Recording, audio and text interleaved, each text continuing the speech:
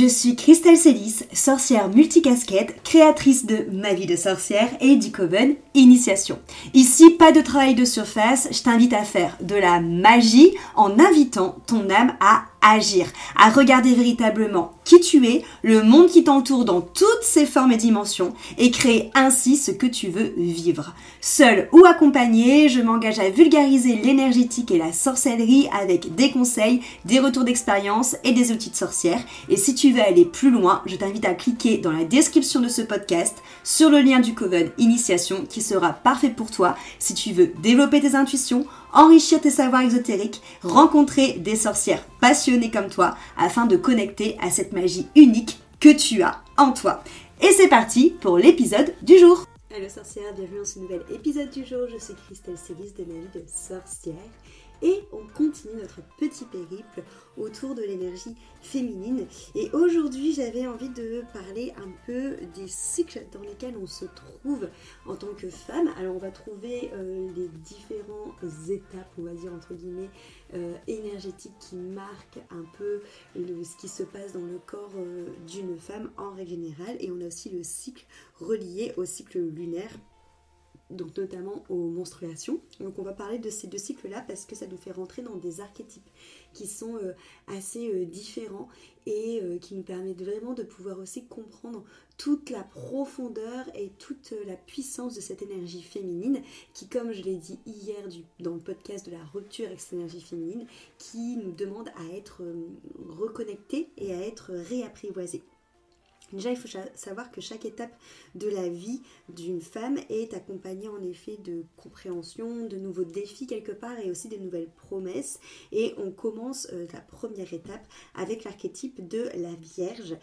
Cette Vierge qui est pleine d'innocence, qui est hyper connectée à ses émotions, qui déborde d'énergie, qui peut être parfois même un petit peu naïf. C'est vraiment cette version de la femme dans son enfance, où tout est possible, où tout est vécu avec une intensité du cœur, qui fait que tout est à la fois aussi magnifique, grandiose, exponentiel que douloureux et difficile. Je pense par exemple au premier chagrin d'amour, au premier déception, à cette impression quand on a aimé quelqu'un qu'on n'arrivera jamais à aimer quelqu'un d'autre aussi fort, d'avoir vraiment cette impression qu'on n'arrivera plus jamais à aimer. Il y a vraiment cette notion de très intense, de très passionnel avec cet archétype de la Vierge. C'est aussi le moment où on nous apprend à poser nos limites, où on nous apprend à essayer d'être 100% nous-mêmes et d'essayer de rester en contact et à l'écoute de ce qu'est nous-mêmes et ce que nous dit notre corps, sans essayer d'être influencé par l'extérieur, et où on va se rendre compte aussi que l'on a plusieurs facettes et que ces facettes demandent à être exprimées mais qu'elles sont aussi extrêmement jugées par l'extérieur. Donc c'est là aussi où c'est une étape qui va être très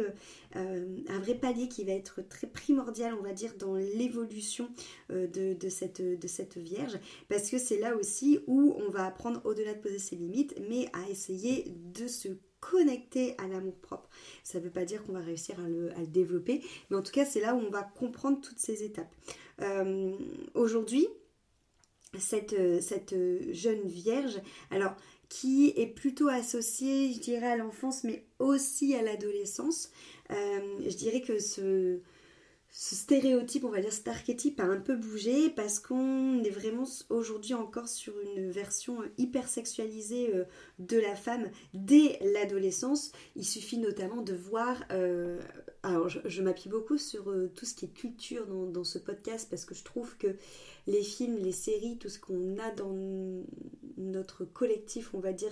va vraiment influencer ce qui se passe. Et bon, moi j'ai regardé au moins 1 million de fois Gossip Girl,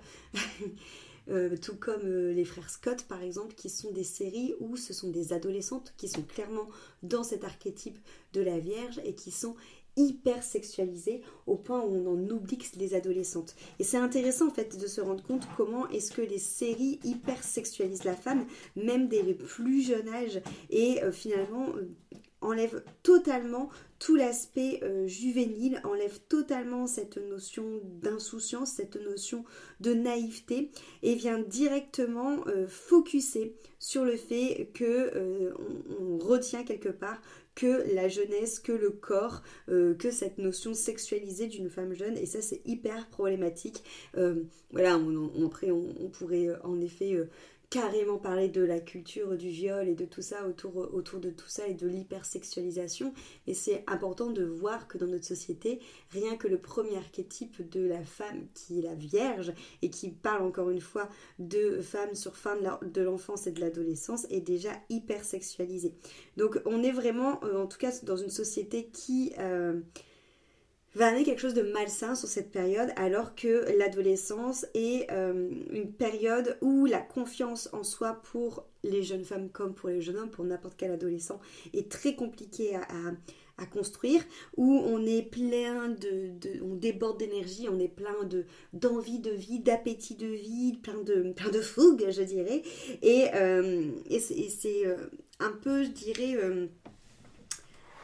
malsénisé, j'ai envie de dire, ça se dit pas du tout, mais c'est un peu perverti, voilà, c'est ça le mot que je cherchais, par cette hypersexualisation de la femme dès le plus jeune âge. Le second archétype qu'on va retrouver en règle générale, c'est l'archétype de la mère. Cet archétype de la mère, c'est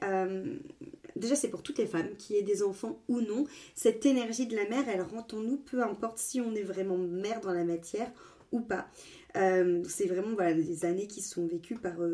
toutes les femmes, où ça va être cette notion de don de soi qui prime en priorité, de don de guérisseuse qu'on porte toutes clairement à l'intérieur de nous, plus ou moins on va dire de manière consciente, mais c'est vraiment une période de l'archétype de la femme dans sa vie, où son intuition va prendre de plus en plus de place, où elle va vouloir partager ce savoir, où elle va vouloir guider justement les plus jeunes qu'elle, où elle va vouloir éventuellement faire entendre ce qu'elle capte avec son intuition, faire entendre sa voix. C'est une étape qui peut être assez conflictuelle, tout simplement parce que on est encore dans cette dissonance et cette dichotomie au niveau des énergies. C'est comme je disais au tout début dans le premier épisode sur la définition de l'énergie de la femme, c'est qu'il y a cette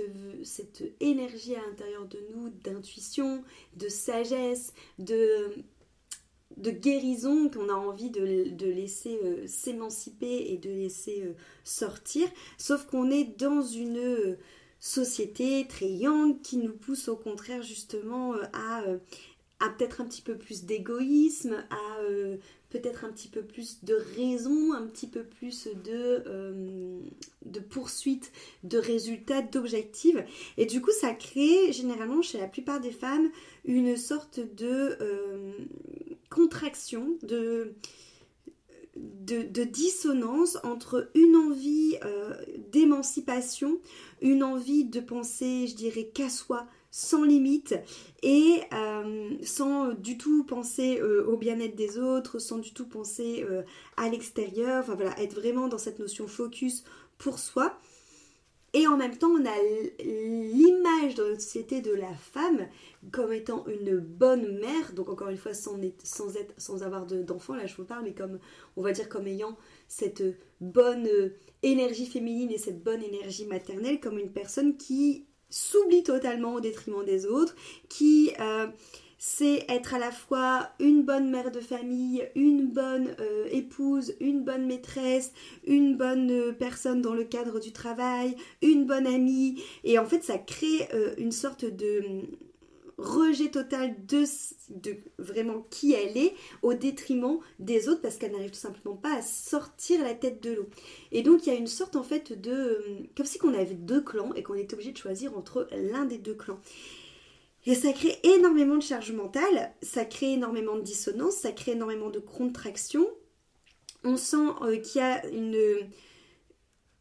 une friction entre le côté logique, rationnel et intellectuel de la société et le côté vraie nature de la femme qui a besoin de se nourrir et qui prend soin des autres, mais de manière connectée à ses limites et à son cœur. Et en fait, on a l'impression que c'est soit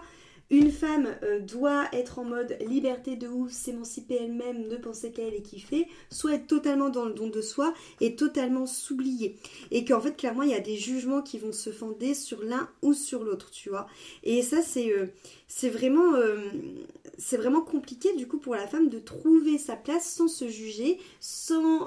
ressentir le regard, peut-être parfois des approbateurs de l'extérieur, et sans se mettre la pression aussi. Donc voilà pour cette notion. Et là pareil, si je regarde dans la culture, c'est vrai qu'on parle de plus en plus de la charge mentale des femmes. Alors les hommes aussi ont une charge mentale, mais on n'est pas sur peut-être sur les mêmes pans. Et il y a notamment, j'en parlais jeudi dernier avec les filles qui font du yoga avec moi, la nouvelle chanson de Amel Bent qui s'appelle Charge mentale et qui vient totalement illustrer cet archétype de la mère que je viens de vous parler, mais dans cette notion justement charge mentale et de devoir se donner totalement au détriment de son propre bien-être. La mère, bien entendu, elle va aussi être associée à la créativité, à ce pouvoir créateur qui, comme je l'ai dit au tout début dans la définition, ne se résume pas au fait de créer la vie et de donner la vie, mais qui va aussi être de créer au niveau de l'art, créer avec ses mains, créer avec l'écrit, créer de nouvelles routines, créer de nouveaux plans quand le plan ne fonctionne pas, trouver le plan B, créer dans la cuisine, créer dans le jardinage, créer de nouvelles relations, créer une nouvelle manière de voir les choses, des nouvelles solutions, enfin bref, il y a mille manières de créer. Il ne faut pas rester focus que sur le côté création, de vie ou création artistique. Il y a plein de manières de créer différemment. Et le troisième grand archétype, on va dire, donc clairement tu remarqueras que c'est aussi relié, je dirais, un peu au cycle menstruel entre la Vierge qui est le début des menstruations, ou même encore où elle ne les a pas encore, la mère qui va être menstruée, et là on va parler de la crone qui est généralement soit bientôt en pré-ménopause ou soit ménopausée. Donc la crone, c'est vraiment cette femme qui qui accueille la vieillesse, tu vois, c'est ce que je te disais, que dans les tribus chamanes, les personnes qui étaient ménopausées étaient vues comme les plus sages du village, et ben la crone c'est ça. Et c'est quelque chose aussi qu'on s'est totalement détaché dans notre société, parce que on a vraiment un problème avec le fait de vieillir, particulièrement pareil chez les femmes, là où c'est stylé chez les hommes de vieillir, je pense notamment à, comment il s'appelle Georges Clooney. J'avais Wattels dans la tête, je me disais comment il s'appelle l'acteur qui fait la pub Wattels. Donc Georges Clooney, où on va dire généralement que les hommes se bonifient avec le temps. Là où les femmes c'est mal vu, il y a aussi tout qui est en train de changer aussi, hein, mais tout ce truc où un homme vieux qui se tape une jeune, c'est bien vu, c'est oh beau gosse, tu vois. Voilà, alors qu'une femme une femme plus âgée qui va se taper un jeune tout de suite, ça va être une cougar. Donc il y a cette notion aussi, tu vois, dans la vieillesse, un homme vieux a plus un jugement qui est beaucoup moins dur sur lui quand il y a une différence d'âge avec sa partenaire que l'inverse. Enfin, voilà, donc il y a toute la notion de vieillesse chez les femmes qui est très très très compliquée encore dans notre société, qui est vue vraiment comme étant comme quelque chose un peu de fataliste, je dirais, et qui va clairement être montré du doigt aussi par toute l'industrie de la beauté, où il faut cacher ses rides, où il faut mettre du collagène, de l'acide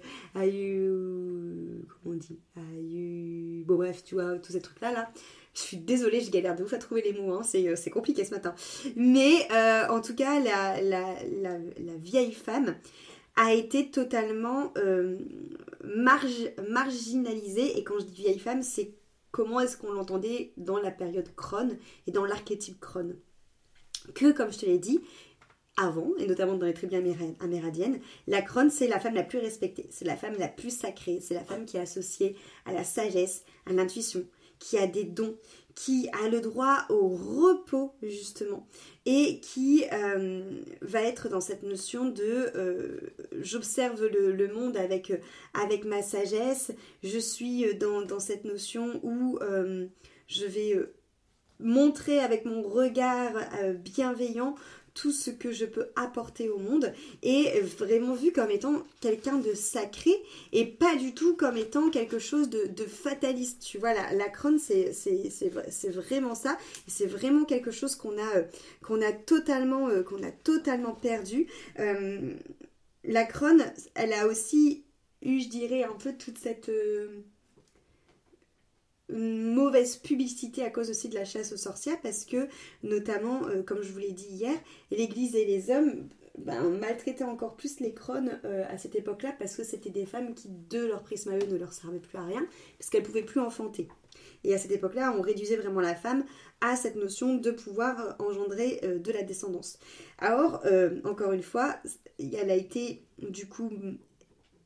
sujette à énormément de souffrances, sujette à énormément de menaces. Et ce qui fait aussi, je pense que ça a créé vraiment une cassure avec cet archétype-là, où on voit vraiment ça comme étant vraiment mauvais de vieillir, alors que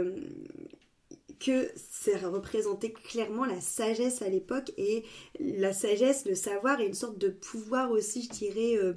un peu mystique, tu vois. Et je pense que c'est pour ça aussi que l'église a voulu s'en séparer, parce que je pense que les crones à l'époque avaient aussi beaucoup de respect, beaucoup de pouvoir par les autres personnes du village, parce qu'elles avaient énormément de savoir, énormément de sagesse, et qu'elles étaient du coup pour l'inquisition sûrement un danger pour pouvoir mettre en place leur pouvoir, et que c'est peut-être pour ça aussi que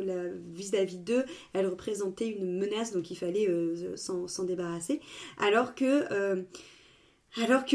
clairement cette crone, elle est vraiment dans cette notion de s'accepter pleinement, de s'accepter dans son corps qui vieillit, de s'accepter peu importe son âge, de s'accepter et de s'aimer pleinement, et d'avoir une sorte de paix intérieure avec elle, avec son passé, avec ce qu'elle a vieilli, avec son corps, avec le temps qui passe, avec tout ce qui l'entoure. Et donc c'est important aussi de prendre en compte cet archétype qui, tous les archétypes, on a pu le voir dans ce que j'ai pu te proposer, ont été un peu souillés, je dirais, mais tout à des degrés différents. Et je voulais aussi vous parler des archétypes des femmes lors justement des menstruations. Déjà on va parler des menstruations. Ça commence à changer aussi, heureusement, j'avais eu une grande joie dans mon cœur quand j'ai vu qu'enfin on osait montrer les règles comme étant rouges, et qu'on arrêtait de les montrer bleues dans les pubs, hein. Encore une fois, on va s'appuyer sur la culture. Mais pourquoi est-ce que c'était montré bleu avant ? Parce que pendant super longtemps, et je pense encore pour une partie des personnes, les règles c'est vu comme étant quelque chose de sale, comme étant quelque chose de dégoûtant. N'oublions pas qu'à l'époque de l'Inquisition, c'était vraiment vu comme étant le fait que nous sommes des instruments du diable, parce que l'Église ne comprenait pas comment est-ce qu'on pouvait perdre du sang tous les mois et ne jamais mourir. Donc il y avait vraiment cette notion de c'est sale les règles, alors que ça fait partie clairement de la vie. Et après voilà, je parle même pas de toutes les protections hygiéniques qu'on nous a mis par rapport aux règles, qui clairement sont des choses qui sont mauvaises pour la santé, que ce soit les serviettes, les protège-slips, les tampons, où c'est bourré de pétrochimie et de plastique, et clairement on se le met sur la partie intime, et c'est là où la peau est la plus fine et où ça absorbe le plus toutes ces saloperies là. Donc ça pourrait être aussi encore tout un sujet d'un podcast, mais il y a tout ça aussi qui a rendu qu'on s'est totalement désintéressé des règles, et qu'on les a totalement vues en effet salies, je dirais. Et il y a aussi après toute la contraception qui, je trouve, coupe totalement du corps et de la libido. Notamment, alors moi pour le coup, j'ai pris la pilule pendant un petit temps. Et ensuite, je suis passée au stérilet en cuivre. Bon, j'ai encore quand même une contraception, mais déjà, je me rends compte que la différence de ressenti et de connexion au corps entre la pilule et le stérilet est totalement différent. Dans le sens où, comme la pilule règle notre cycle, on est totalement déconnecté du corps. C'est-à-dire qu'on ne ressent plus quand est-ce que notre corps nous parle quand les règles vont arriver. On ne ressent pas l'ovulation parce qu'on n'ovule pas, tout simplement. Et on ressent absolument pas ce qui se passe dans le corps. Enfin, pour moi, on coupe totalement la femme de son premier pouvoir, de son premier indicateur, notamment sensoriel et intuitif, parce que comme je vous le dis plein de fois, le corps c'est notre première boussole aussi, de ce qui se passe dans le corps. Et la pilule, pour le coup, coupe totalement de ça, on nous coupe d'une énorme intelligence qu'on a avec notre corps.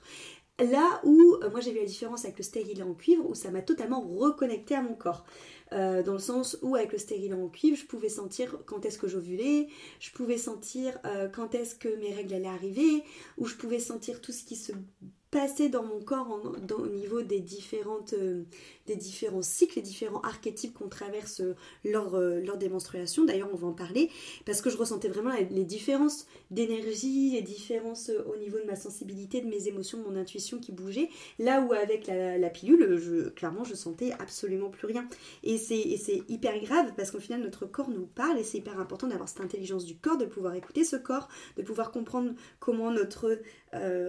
corps réagit, comment notre rythme aussi va réagir, et de pouvoir justement se connecter à cette intelligence du corps, qui est aussi une manière beaucoup plus respectable de se connaître et d'écouter son rythme et de se faire confiance et de se respecter. Donc ça, c'est pour le côté sur les menstruations, et ce qui est très bien, c'est que c'est en train clairement de changer et de bouger. Et en effet, on a différents ensuite archétypes par rapport du coup aux règles. On va retrouver la sorcière. Donc la sorcière, c'est l'archétype de cette femme qui est vraiment connectée à sa nature intuitive, qui est vraiment connectée, je dirais, à une sorte de conscience intérieure, une sorte de vision intérieure. C'est le moment où on a moins d'énergie, où on va sentir que notre corps a peut-être de la rétention d'eau, où il est un peu plus lourd, où il est un petit peu gonflé, où on va chercher à se reposer, à plus être dans la lenteur, où on va avoir plein d'émotions qui vont remonter à la surface, notamment beaucoup plus peut-être de frustration ou de sensibilité un petit peu extrême. C'est là aussi clairement où on va avoir toute cette notion où on peut ressentir vraiment tout ce qui se passe dans notre corps en termes d'émotions, en termes de sensations, de se détacher aussi. C'est le moment où on peut prendre plus facilement peut-être du recul, et on peut se détacher peut-être de tout ce qui va plus nous correspondre. Et de vraiment aller chercher des choses qui sont beaucoup plus confortables pour nous, que ce soit d'un point de vue, je dirais, intérieur, que d'un point de vue justement ressenti au niveau corporel aussi. Donc clairement, la sorcière, c'est le moment où on est menstrué, où on est réglé. Et ensuite, on passe dans la Vierge. La Vierge, c'est la partie juste après justement les règles, où on est dans une phase pleine d'énergie, où c'est une femme qui va avoir un esprit qui va être plus efficace, qui va savoir justement être beaucoup plus droite au but, plus dépendante, plus déterminée, où elle va avoir plus envie de flirter, où elle va être beaucoup plus sensuelle. Donc on est vraiment dans cette période juste après les règles, où comme si qu'on redécouvre un peu notre corps, tu vois, et qu'on redécouvre aussi un peu une clarté d'esprit qui n'est plus submergée par l'émotionnel et par le subtil, pour arriver ensuite dans la mer. La mer, c'est clairement le moment de l'ovulation, où on est dans cette période où on est vraiment dans cette notion où on va être vers l'extérieur, où on va se montrer beaucoup plus confiante, où on va avoir l'air beaucoup plus épanoui, où on va avoir potentiellement tout ce qui va être sexualité qui va être beaucoup plus exacerbée. Même si je fais un petit aparté aussi là-dessus, la sexualité est aussi très présente dans l'archétype de la sorcière, même si les menstruations sont là. Et ça, c'est quelque chose aussi qu'on nous a toujours dit, que quand t'étais réglée, c'était pas normal d'avoir des relations sexuelles ou d'avoir du désir sexuel. C'est pas vrai, en fait. Ça fait partie clairement de l'archétype de la sorcière aussi. Mais voilà, la femme dans l'archétype de la mère, au moment de l'ovulation, c'est vraiment cette notion vers l'extérieur, où on vient chercher à entretenir des liens, où on va chercher à connecter avec les autres, à connecter avec la vie, à connecter avec la terre, à être beaucoup plus vers l'extérieur, pour ensuite partir vers l'enchanteresse, qui elle, c'est ce qui se passe entre l'ovulation et les règles, va commencer progressivement à aller vers son intériorité, à chercher à libérer les énergies, à peut-être commencer à se sentir un petit peu plus émotive, à se sentir un petit peu plus nerveuse, on va dire, et à sentir qu'elle a besoin surtout de revenir progressivement en retrait. C'est un moment aussi où la sexualité peut avoir un petit côté un petit peu plus ensorcelant, un petit peu plus séduction, tentatrice, voilà, toute cette notion-là. Mais on remarque aussi qu'au-delà des 3 archétypes qu'on va retrouver en global dans le cursus de la féminité, on va avoir aussi ces 4 archétypes qu'on va retrouver dans le chemin des menstruations chez une femme. Et ça, c'est clairement des forces qu'on a à l'intérieur de nous, parce qu'une femme, la différence aussi, c'est que la femme est vraiment cyclique, la femme est vraiment reliée à l'énergie de la lune. C'est pour ça aussi qu'il y a eu une très grosse incompréhension, je dirais, entre cette énergie masculine massacrée dont je vous parlais hier, avec tout ce que représentait l'Inquisition et l'Église, et l'énergie féminine sacrée. C'est que l'énergie masculine est linéaire. C'est une énergie qui est associée au soleil. Le soleil, du coup, bon, même si le soleil a quand même des cycles parce qu'il se couche et il se lève, mais cette énergie, on va dire, masculine est beaucoup plus linéaire, ou du moins des cycles qui sont beaucoup moins marqués, que les femmes sont beaucoup plus des êtres cycliques. Et je pense que ça a créé aussi une sorte d'incompréhension aussi chez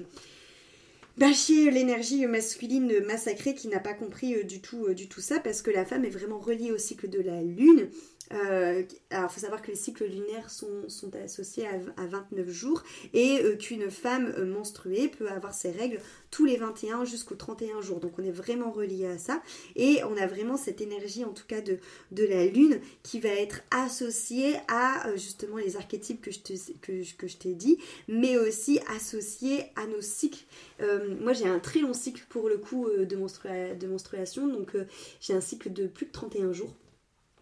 Et généralement, je me retrouve à être un coup sur la nouvelle lune, un coup sur la pleine lune. Mais j'ai des copines qui, pour le coup, sont vraiment reliées sur le cycle lunaire et qui ont vraiment à chaque fois leurs règles en même temps que les nouvelles lunes ou en même temps que les pleines lunes. Et c'est vrai que la nouvelle lune, on va vraiment l'associer à cette énergie de renouveau, aux règles finalement, tu vois, au fait de lâcher ce qui nous appartient plus. Donc c'est ce sang, hein, comme je disais avec l'énergie de la sorcière, c'est se libérer de ce qui nous appartient plus. Donc c'est les règles, ça permet aussi de pouvoir éliminer en fait ce qui est mort, éliminer ce qu'on n'a plus besoin, ce que notre corps n'a plus besoin. Donc c'est vraiment relié à ces énergies-là, pour ensuite arriver dans la période de la Vierge avec le premier quart de lune, avec une énergie un peu plus ascendante, où on est un petit peu plus dans le concret, dans l'action, donc qui reprend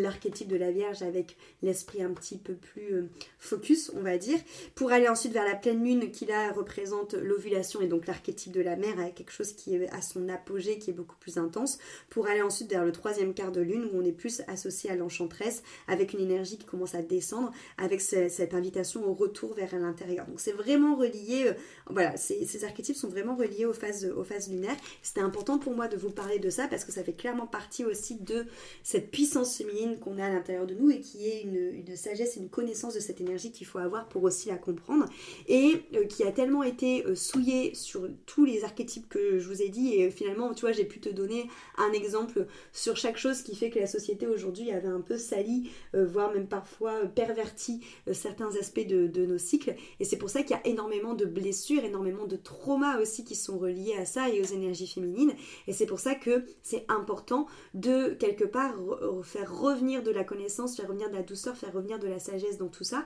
et notamment en allant travailler sur notre énergie féminine et en la re-rendant sacrée, en sortant de ce massacré pour aller vers le sacré, et en venant libérer, guérir toutes les blessures, tous les traumas qui nous appartiennent, mais qui appartiennent aussi à l'énergie féminine en règle générale, à cette sorte d'égrégore et au transgénérationnel. Et donc c'est pour ça qu'il y a la retraite à Bordeaux que j'organise avec mon amie Héloïse autour justement de la femme. Le but, c'est de t'accompagner pour renaître à cette féminité, une féminité qui va t'appartenir, une féminité plus sacrée. Donc il y a tout un processus de guérison et de libération des traumas pour après utiliser le soin Rebirth, qui est un soin en hypnose qui te permet de renaître, sauf que là on va faire la renaissance en tant que femme. Ça va être 2 jours de retraite qui vont être très intenses et très libérateur. Et en plus, ce qui se passe le week-end du printemps, le 22 et 23 mars, donc symboliquement avec Ostara et ce renouveau, voilà, c'est très beau et c'est très aligné en termes d'énergie. Donc toutes les informations de la retraite sont dans le descriptif de ce podcast. Je suis là si vous avez des questions sur la retraite, vous pouvez bien sûr m'envoyer un mail ou venir me voir sur Instagram ou bien tout simplement l'écrire en commentaire du podcast. Et on se retrouve demain, bien entendu, pour un nouvel épisode de ce podcast, toujours autour de l'énergie féminine. Merci beaucoup pour ton écoute et à demain. Cet épisode t'a plu, pense à lui laisser une jolie note sur ta plateforme d'écoute de ton choix et aussi de le partager aux personnes à qui il pourrait être utile.